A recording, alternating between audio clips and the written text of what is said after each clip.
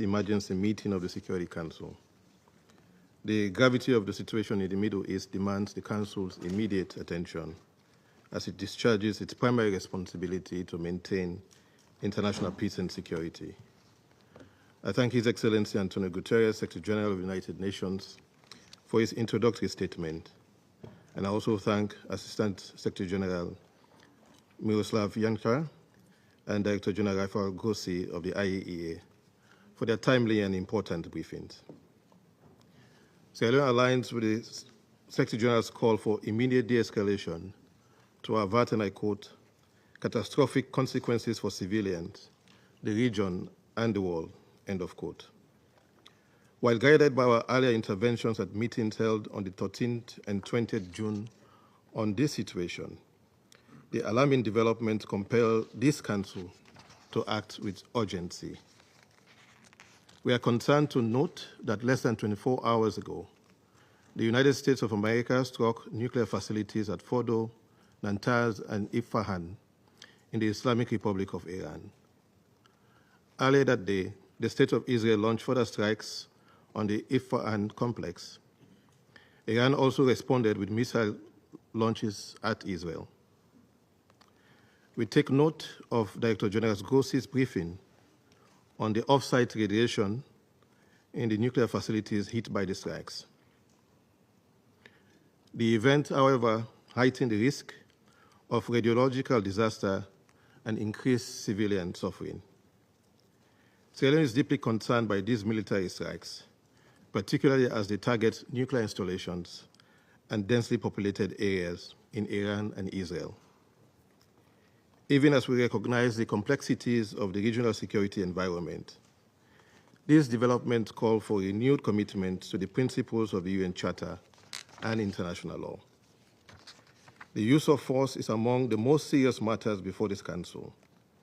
Article 2.4 of the Charter obliges all member states to refrain, and I quote, from the threat or use of force against the territorial integrity or political independence of any state, end of quote.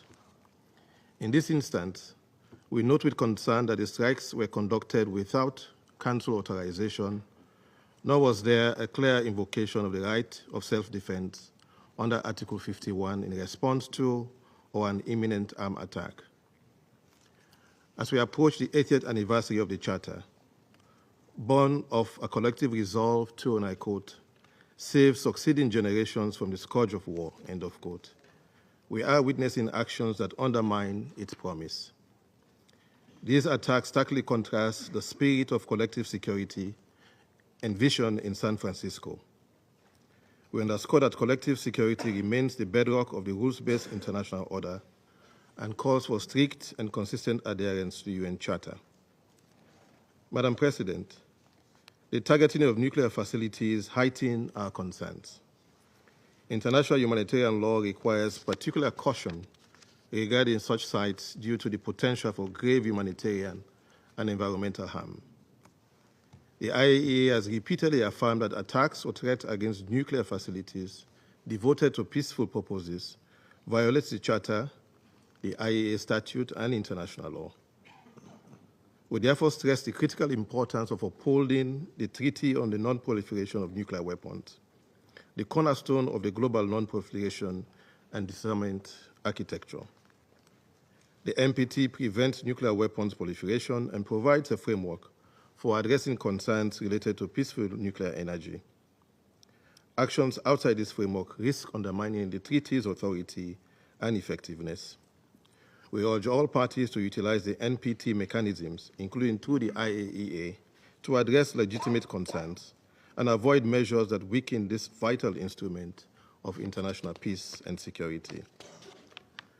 Madam President, we have taken note of Iran's recent letter of 21st June 2025, Israel's communication citing self-defense, and the joint letter from France, Germany, and the United Kingdom.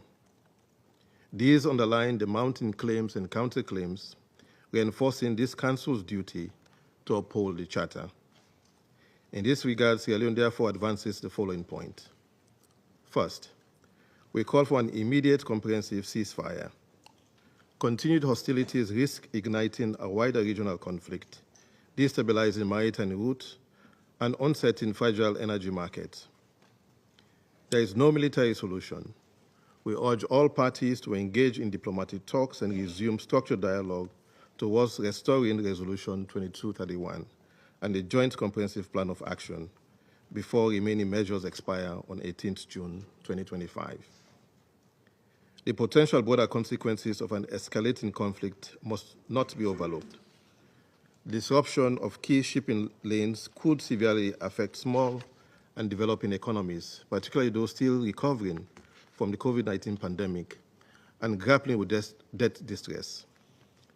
Such disruptions risk inflaming our human and common insecurities, economic distress, disaffection among youth, irregular migration, and fragile social cohesion far beyond the region. Second, we demand strict protection of civilians and civilian infrastructure. We have already been briefed by ASG Yencha on the civilian casualties in Iran as well as in Israel since 13th June. Hospitals, power stations, and homes have suffered damage. We call for safe corridors for medical evacuation and humanitarian relief in line with international law.